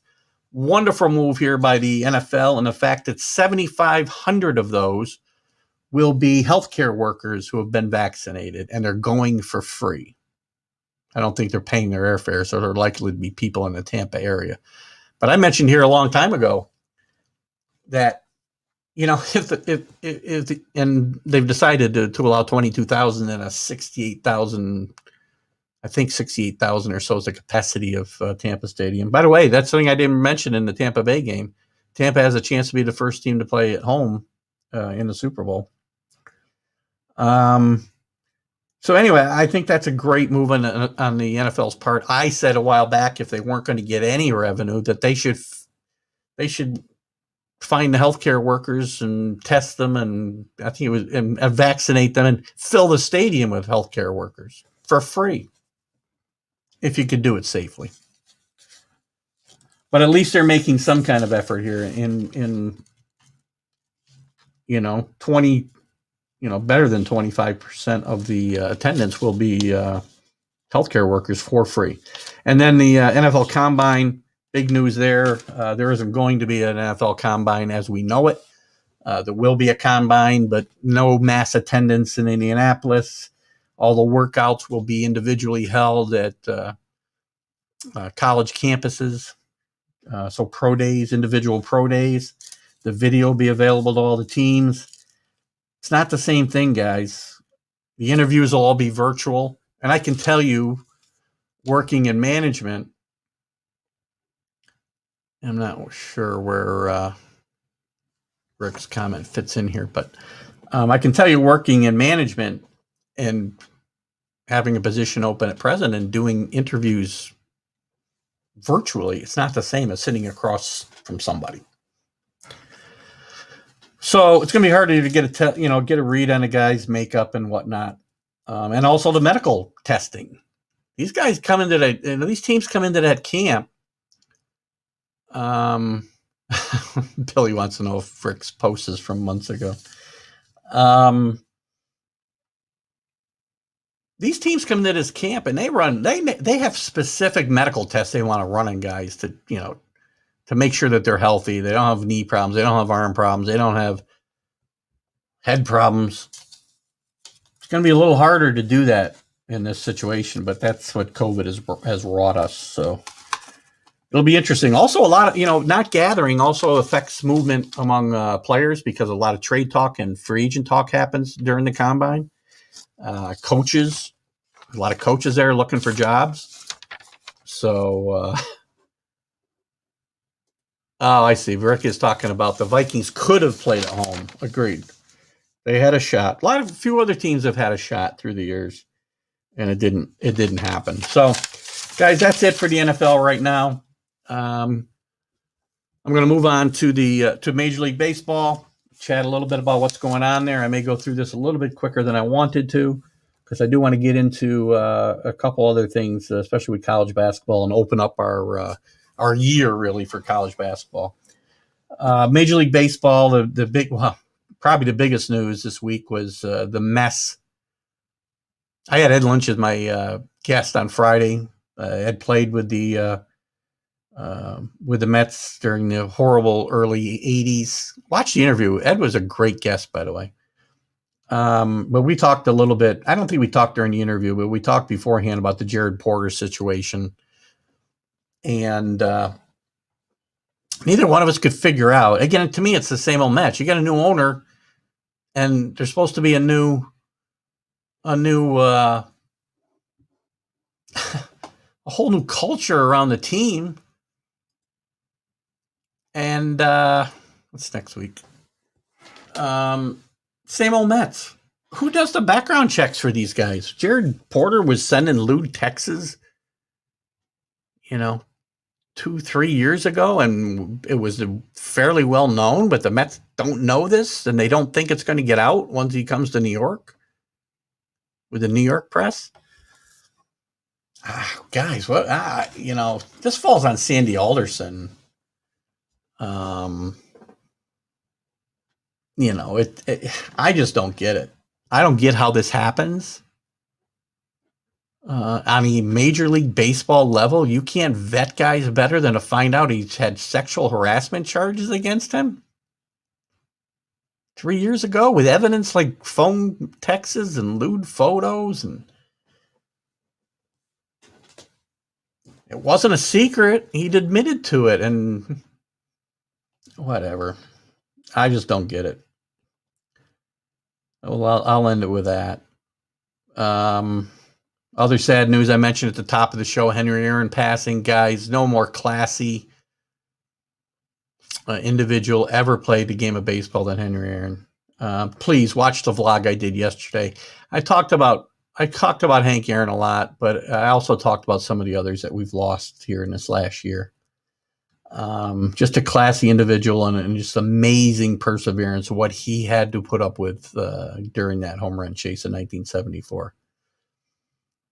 Well, more than 74, the years leading up to it. Mets are like the Jets. Every you get excited, then history jumps in. You missed a letter there, Bill. Where's my word police here?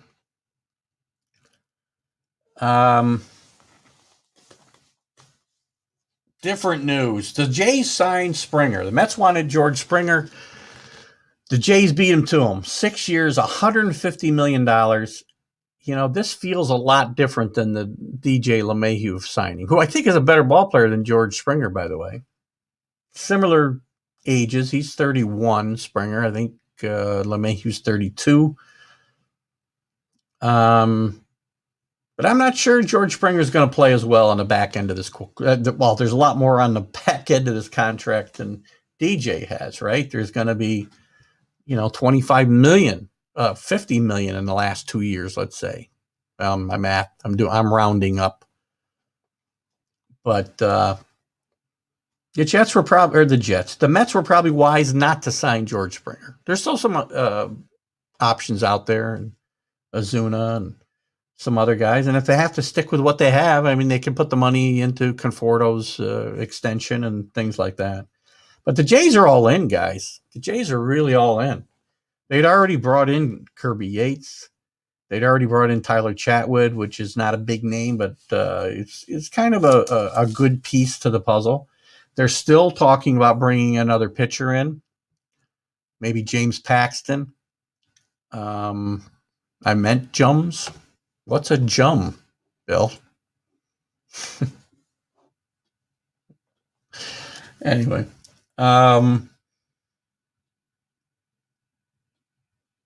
So they're still looking for another starting pitcher, and there's a few out there, guys. There's still a lot of free agents hanging out there. Trevor Bauer's still out there, but now some stuff had come out with some comments that he's had on the dark web, and I don't know. These guys are nuts. They're still looking in Hand. Drew had commented the Mets were still interested in Brad Hand as well. A really good left-handed reliever, and he's probably going to get a pretty good contract. The Mets should really be looking hard at him, I think. But the Blue Jays seem to be in play for him, as well as still a shortstop. Gregorius, Simmons, a guy I wish the Yankees had gotten. He's a great defensive player. And now I don't think they can do it. Especially if they're keeping Luke Voit. I don't think they can move Torres off shortstop now.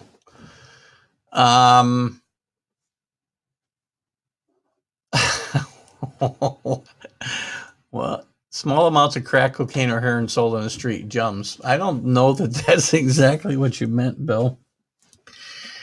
So anyway, the Jays really want to make a splash, and the Jays are in a position here to really maybe shake up the AL East. The Yankees still got some holes. We talked about it last week, guys, and nothing's changed this week. They don't have a lot of money to spend. They are in talks with the Pirates about Jameson Taillon, who's got some injury problems. But again, $2 million contract. I think, if they decide and they don't have to give up much in assets, he's probably worth a shot, because there are nothing but question marks right now behind Garrett Cole. So it's going to be very interesting to see what happens there. Some other signings. The Twins signed A.J. Happ. Goodbye, A.J. Happ. As a Yankee fan, not upset about seeing that happen. I'm not sure if I can keep sharing your guys' comments, but I will, because they're funny. San Diego, they continue, just like I talked about the Jays in the AL East. Well, San Diego is all in and chasing down the Dodgers. It already made some big moves, bringing in Snell, Darvish, Now they trade for Joe Musgrove in a three-way deal with the Pirates and the Mets, involving a lot of young kids that you guys won't recognize the names, so I'm not going to bore you with them. But they're, guys, San Diego's loaded right now. Loaded. Going to be very interesting. The Phillies signed Archie Bradley. White Sox with a nice move, picking up Liam Hendricks. Really good pitcher from the A's. Red Sox signed Garrett Richardson. Not excited about that. Enrique Hernandez they signed, who was a really productive player with the Dodgers, but Red Sox think he might be their everyday second baseman. That could be a problem. Nationals re-signed Ryan Zimmerman. Can't get excited about that. The Angels signed Jose Quintana. Astros signed Castro. That's really the news in Major League Baseball. We're going to be diving a lot more into Major League Baseball as we go forward, as I said. Still a little early. A lot of free agents still out there. Camps are opening up in just a couple of weeks. It's very interesting that there's this much. I'm not posting any more drug references this morning, Bill. And my last note on Major League Baseball is I want to just mention and send out my best wishes to Davey Johnson, who the ex-Met manager, managed the Dodgers, the Reds, the Orioles. All he ever did was win wherever he went. Great manager and a bit underrated in my mind. But he's battling COVID. He's in the hospital battling COVID. Not a young man, so my best wishes go out to Davey Johnson, and I hope that he can recover fully. By the way, Davey Johnson was a really good defensive second baseman when he played, too. People forget that. They remember his managerial career, and we don't touch a lot on that. NBA. I don't know how much I want to really chat about the NBA here, but let's just take a quick look at it. I had a vlog on Friday night, guys, talking about the NBA and the Knicks and the Nets. You can check that out. I'll touch on a little bit here. The Knicks have, since I talked them up a couple of weeks ago, they went out and lost 5 in a row after that. And then they come back and they beat the Celtics by 30. So now in this year where they're 8-9 and been very up and down, they beat the Bucks by 40 and the Celtics by 30. Two of the best teams in basketball. Certainly definitely two of the best teams in basketball. So they went on a 3-game winning streak. They got back to 500, and they lost the other night to Sacramento, unfortunately. They're in the middle of a tough 4-game road trip, as I mentioned again in the vlog. Check the vlog out. I try to talk a little bit about, where each team was and who I saw better off going forward. I think the Knicks going forward are going to be in a better position than the Nets. That's just my gut feeling. So the Knicks, again, up and down. Now they're on a 1-game losing streak after winning 3 in a row, after losing 5 in a row. It's going to be that kind of season. But I think they can hover around that 500 mark and be in a playoff conversation. They could bring in a veteran here later on in the season. But they're getting better. And the guys on the team are getting better. And it puts them in a better position to bring in better players for free agency, as long as they're willing to put up with James Dolan as the owner. That's another conversation for another day. But I think the Knicks are making great progress. Julius Randle playing great every night. He's already got a bunch of double-doubles. And he's averaging 20, 22, 11, and 7 assists. Great player. Right now, he's consistent. He goes out and does it every night. So the Knicks are kind of really at the mercy of how well RJ Barrett plays, who's, by the way, improving greatly over his rookie year. But he still throws up some nights where he cannot put the ball in the basket. And that's, where the Knicks are struggling, when he can't get the ball in the hoop. So anyway, and there's some other factors, and you can watch the vlog. I don't want to eat up all my time here talking about that again. So check out the vlog. But I also talked about the Knicks and the James Harden trade. Another piece of big news here in New York. I'm not convinced this is the right thing to do, but maybe it's not Harden that's the problem. And I talk about this in the vlog as well. You put big three together. Durant and Harden had played together before. Played well in Oklahoma, and Westbrook was the third wheel there. Well, Harden was the third wheel. Really, it was Westbrook and Durant. But now you got three guys on a team that need the ball in their hand. Harden's talked really a lot about, changing his game and being a distributor, and he's done it since he got here. We'll see if it continues, if the losing continues. I mean, they lost 2 straight to the Cavs this week before they finally won. The big three playing together lost 2 in a row to the Cavs before they finally won last night. And Harden only had 12 points, but 11 assists. Kyrie had the big shot at the end, but Kyrie is the problem in this whole thing. Either this experiment is going to go off great guns and they're going to become a power in the East and be a contender for the championship the next couple years, or it's going to implode and be just ugly. And if it implodes and it's ugly, to me, the most likely place that's going to come, because I think James Harden may be sincere in saying, I want to fit in and I want to move the basketball and I want to put us in the best position to win. The problem is Kyrie Irving. He's already worn out his welcome on 2 really good basketball teams. Well, Cleveland was good while he was there, but he couldn't get along with LeBron James, only the best player in the game, maybe the best player ever to play. He couldn't get along with the players and the coach in Boston, a really good team.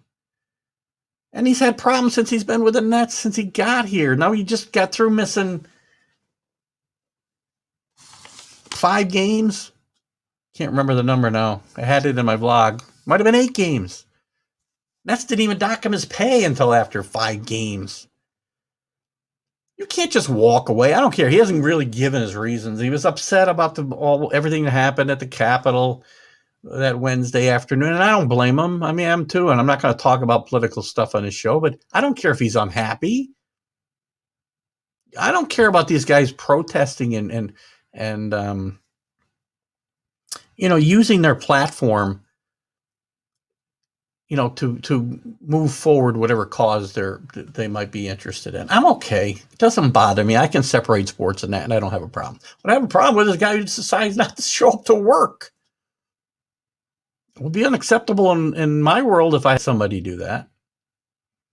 It's disruptive to the team, hurts your teammates, it's disruptive to the fans. It's not fair to anybody. The organization, the players, and the fans. What do you expect? It's a guy who thinks the earth is flat. I said in my vlog, I hope I don't offend all those flat earthers out there, but guys, the earth's not flat. I'm virtually certain. I'm not a scientist. I'm pretty sure the earth's not flat. And how a guy gets a Duke education, basketball player or not, and comes out of there thinking the earth is flat, there's your problem. The leader of your team thinks the earth is flat. That's the least of his problems. I move on. I digress. Let's look at the standings quick. Any big surprises I got here? I'll tell you what, Doc Rivers has the Sixers playing great basketball. Tremendous basketball. 12-5. The Bucks are starting to right the ship a bit, but they're kind of up and down at 9-6. They'll probably get it together and go on a run. Billy says basket weaving 101, or Rick says basket weaving 101. You don't take basket weaving 101 at Duke. Even the athletes have got to have more smarts than what Kyrie Irving has to get out of Duke or to get into Duke. Don't know if he got his degree or not. College sports is what it is, and a lot of these universities have lowered their standards, but to get into Duke, you still got to have more brains than to think the frickin' earth is flat. Gosh.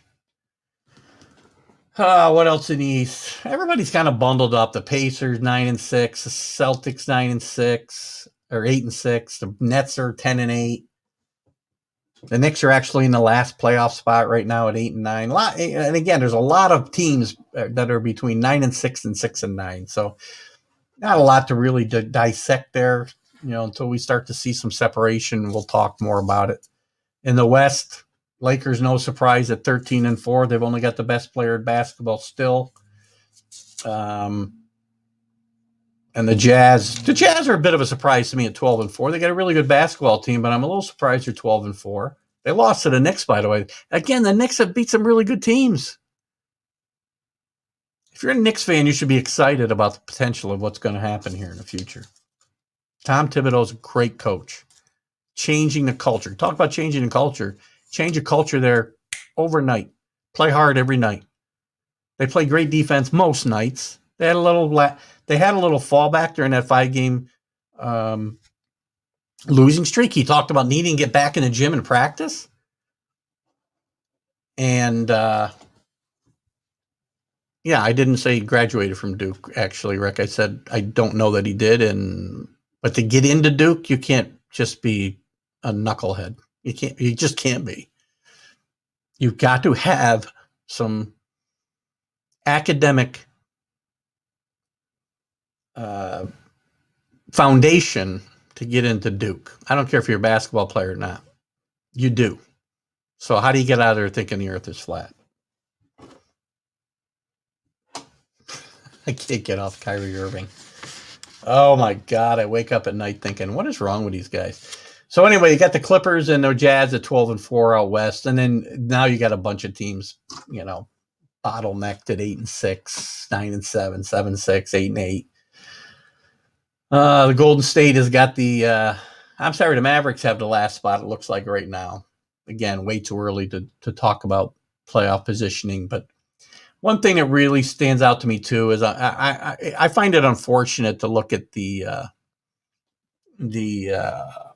state of the Spurs and a great coach like Greg Popovich. I don't think he's ever going to go coach somewhere else. His age and I think the fact that he's been a lifer, almost a lifer with the Spurs. I don't see him moving anywhere, but I wouldn't doubt that he's going to step down soon. Because they are not the dominant team that they were before, and it's hard to do that in the NBA today. It's hard to do what the Spurs did for, a decade or better than a decade, probably. I do believe, Rick, that that Kyrie Irving has an honorary degree in the flat Earth theory. Kyrie could come to my house, give me his presentation and his dissertation of why the earth is flat, and he could not convince me in a million years that he's not the craziest human being on the face of the earth. Or one of them. Sorry, I shouldn't probably give him the distinction of being the craziest. So anyway, that's kind of my take on the NBA today. And lastly, today I want to jump into the NCAA basketball season. We haven't talked about it at all. There's been a lot of disruption with COVID. A lot of teams, there's some weird stuff in the standings and the records, as we'll talk about it. I want to go through the rankings a little bit, talk about some of the surprises and disappointments. And I'm going to try to look through some of the major conferences a little bit. Maybe we'll talk about the local schools a little bit too as we go through here. I'm going to have to do it a little quicker than I wanted. It's already 20 minutes to 11.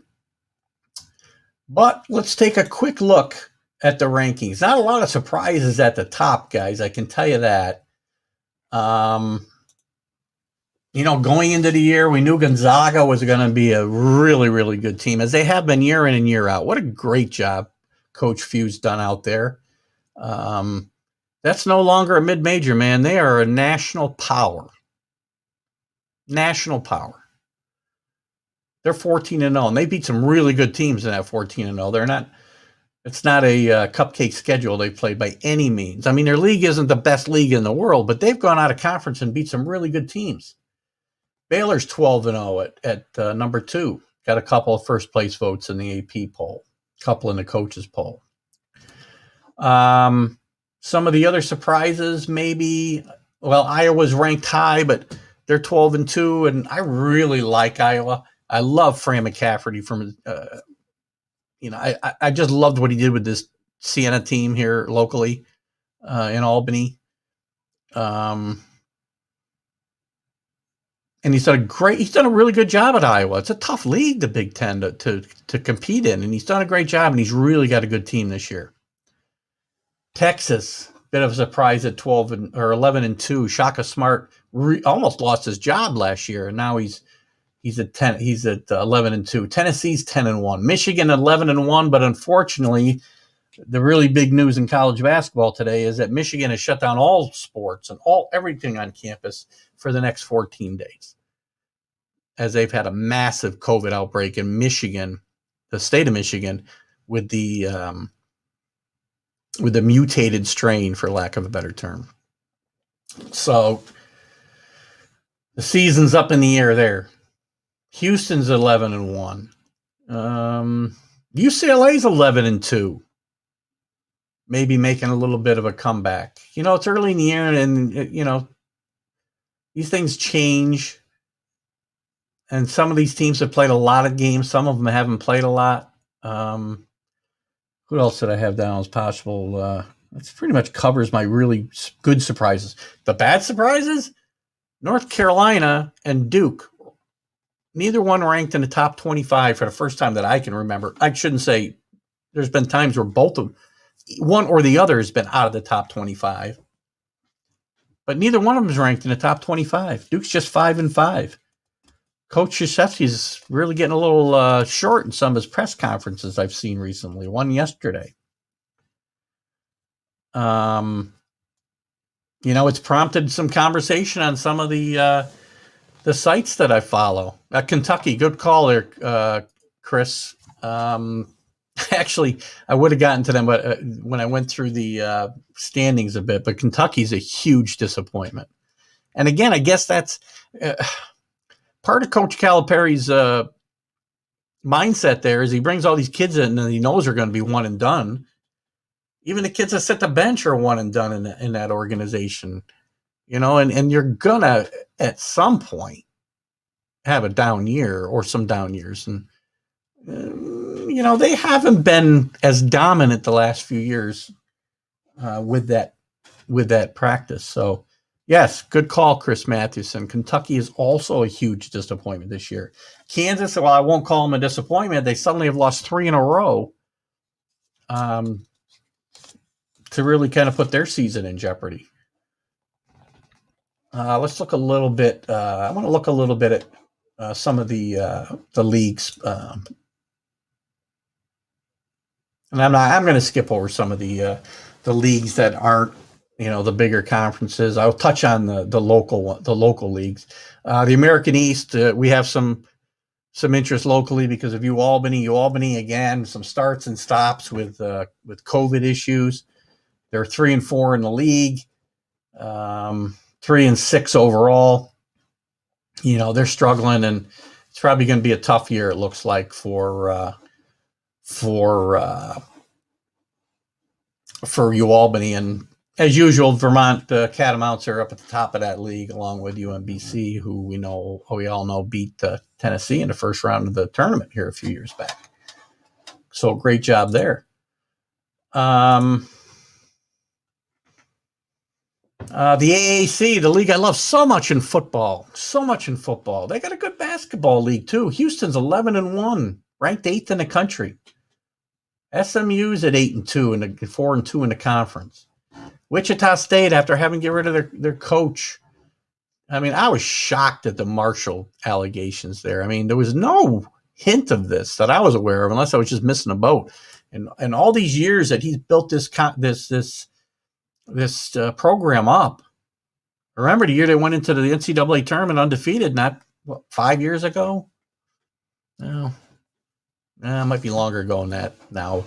6 or 7 years ago, maybe. But look at, he's made that a perennial contender, and there was no hint of those allegations of abuse going on.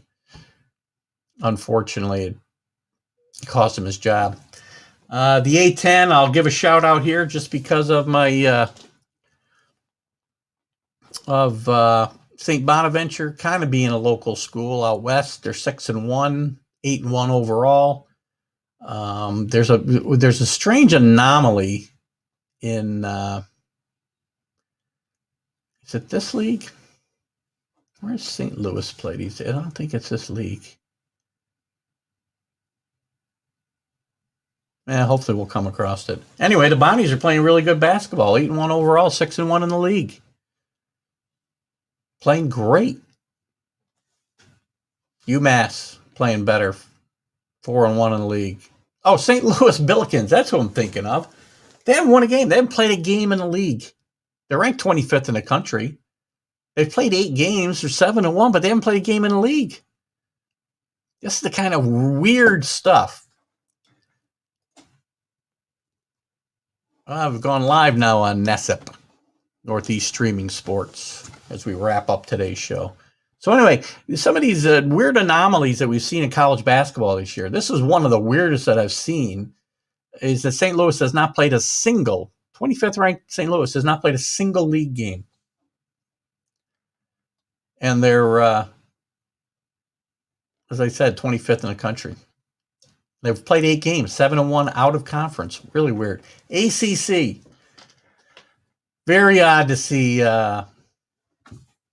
Duke and North Carolina, in the bottom half of this league or close to it. Virginia's at 6-0, 10-2 overall, strong as they've been under Tony Bennett for a while. Florida State we knew would be good. They're 9-2 overall, 5-1 in the conference. Virginia Tech maybe a bit of a surprise at 11-3. Louisville 10-3. This league's strong. Syracuse, from a local standpoint, struggling a bit. 3-3 in the league, 9-4 overall. Jim Boeheim has a way of getting teams better as a year goes on. So I think we can, see that this team might get better as we go on. Clemson's ranked 20th in the country, but they're about 10th in the league. 3-4, 9-4 overall. I think they're probably the team that's still ranked in the top 25 that is probably doing the worst in their specific conference. The Big 12, strong as we knew it would be, but a little bit different look to it. Baylor at the top, 14-0, 7-0 in a conference. We talked about Texas and Shaka Smart almost losing his job.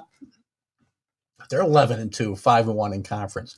Oklahoma with a bit of a resurgence, 9-4, 5-3 in conference. Texas Tech has had some good teams recently. They're ranked 12th in the country, 11-4. West Virginia is 14th in the country, 10-4. Kansas, until their recent struggles, were 10-2. They were playing really well, and they've fallen. They'll probably fall out of the top 10 this week. And then you've got the bottom dwellers. Oklahoma State's a team that stands out at the bottom there. They had a pretty good run for quite a few years. The Big East, Villanova continues to be at the top of that league, or always around the top of that league. Jay Wright's a great coach. A little surprised he hasn't jumped to the NBA, but Jay Wright's a great coach. Creighton is 11-4, ranked 11th.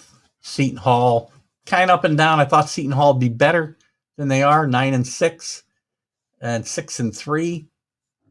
I missed the Big Ten. There's something I want to point out in the Big Ten. I don't know if I missed them or they haven't come up yet. Guess they just haven't come up. Okay. Where else? You get UConn ranked in the top 25. They're 7-3, 4-3 in the league. Marquette's struggling, the team I like to follow. My guest next Friday, by the way, Tom Keegan, sports writer Tom Keegan, is a graduate of Marquette. We had a nice conversation about Lloyd Walton and some of the guys I've had on the show.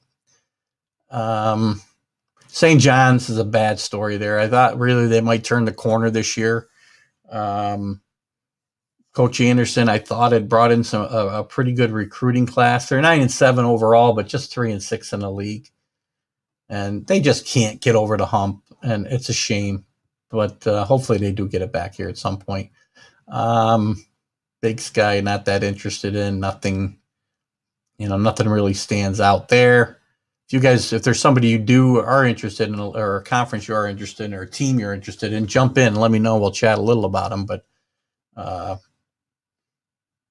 some of these leagues right now, until the leagues start to play more games, and you get somebody really undefeated from one of these, a long winning streak from one of these smaller conferences, it's easier to concentrate on them.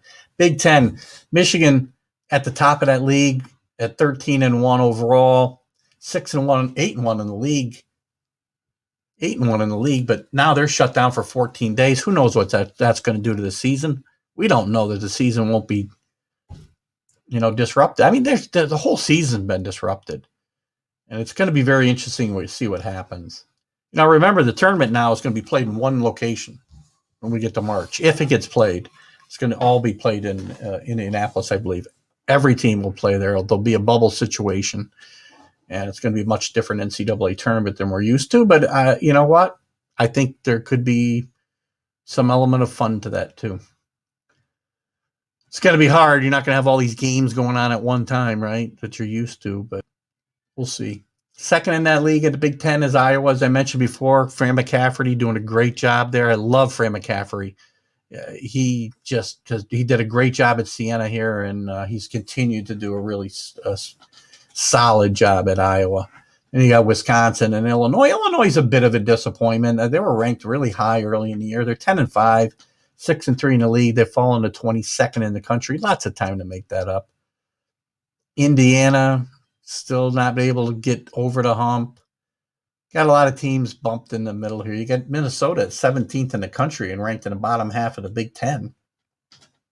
Really, the big disappointment in the Big Ten for me is Rutgers. Rutgers is 7-6, 3-6 in the league. Last year was really sad. They had a really good team last year. They were playing great going into the tournament, and then COVID wiped everything out. So I feel bad for teams like Rutgers and Dayton, who we didn't even talk about. So they're likely, nowhere near where they were last year. Big West, not really interested in. Colonial Conference. You do have Northeastern at 7-0 in the league, but, they're 8-5 overall. Conference USA. Western Kentucky's out to a 12-4 start. Blazers of UAB are 12-2. No ranked teams. Horizon League, no ranked teams.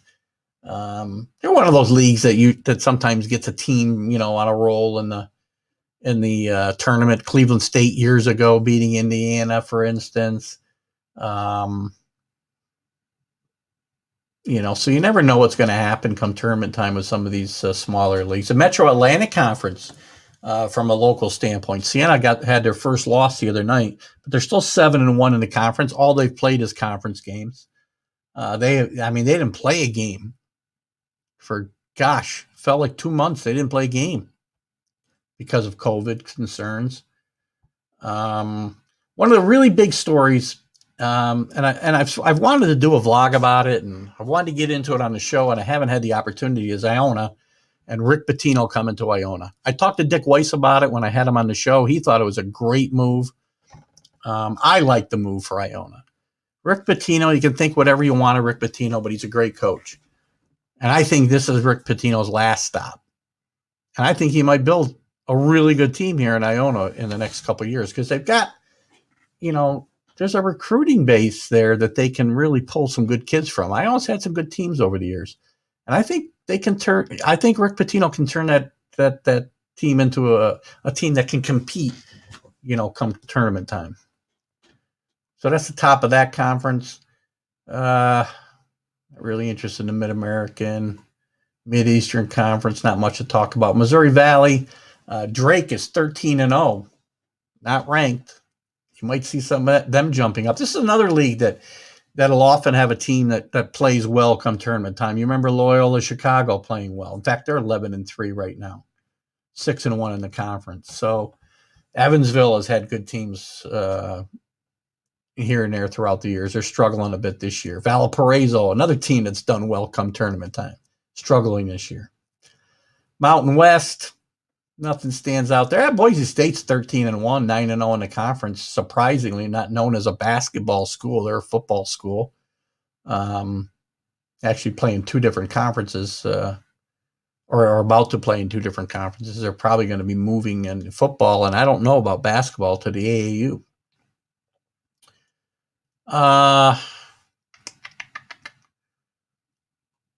We don't care about that one. Sorry, guys, if I say I don't care.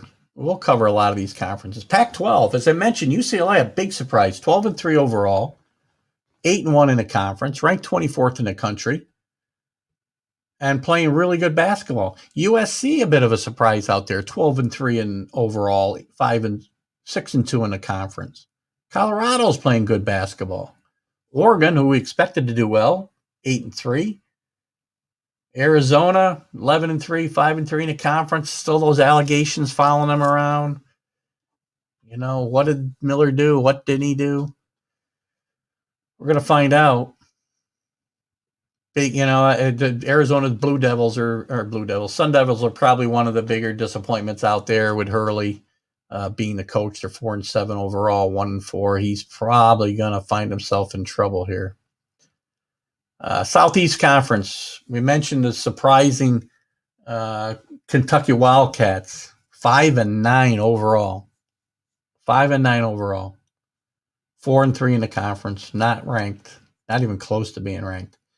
Alabama surprisingly leading the way here. 13-3, 6-0, 8-0 in the conference. Missouri, usually a pretty good program, 10-2, 4-2 overall.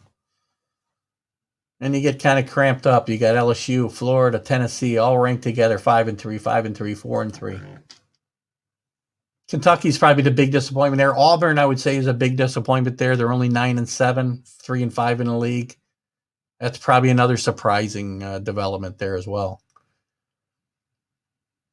Southern Conference. We'll talk about some of these other conferences as we get closer to, tournament time, both conference tournaments and the NCAA.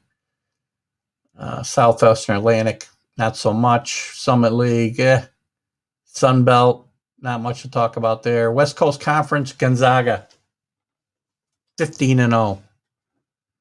But guys, let's not forget. Let's look at some of the teams they played and beat. Kentucky, who's down, I get that. Auburn, West Virginia, Baylor. Oh, that was postponed. Sorry. That would have been a great matchup. They beat Iowa. They're in the top 10. They beat Virginia. They're number 16. They beat a decent BYU team in their own league. So look at it. It's not like these guys are playing, a cupcake out of conference schedule. Gonzaga's a real thing. They're going to be tough. Could be looking at their first. They played for a national championship a couple years ago and lost to North Carolina, but they could be looking at their first shot at really, getting into a position where they can win a national championship. So that's kind of the look. I'll mention the Western Athletic Conference only because Grand Canyon Antelopes are in first place, 10-3 there. The head coach there is Dan Marley, former Phoenix Sun, Miami Heat. He's been the coach there for a while. He's doing a really good job. So congrats to Coach Marley. Keep that train rolling. So that's all I got today, guys. 11 o'clock. We covered a lot of stuff. What do we got going today? Football. Brady. Aaron Jones. I'm taking Aaron Jones over Brady. In the battle of the young guns, I'm taking Mahomes.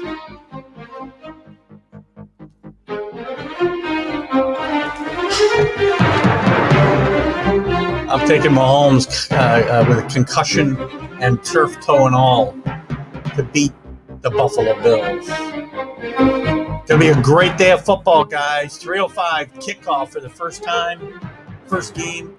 I'm going to see you here Friday. We'll be talking about Tom Lasorda, Dick Allen, Henry Aaron, maybe some of the other great players we've lost recently with Tom Keegan, sports writer who's covered all of these guys through his career. And we'll be here next Sunday as well. Keith Engel, TGI Sports Talk. Hope to see you Friday, 8 a.m. live. Right here on the NESIP network, by the way. Northeast Streaming Sports. Talk to you soon.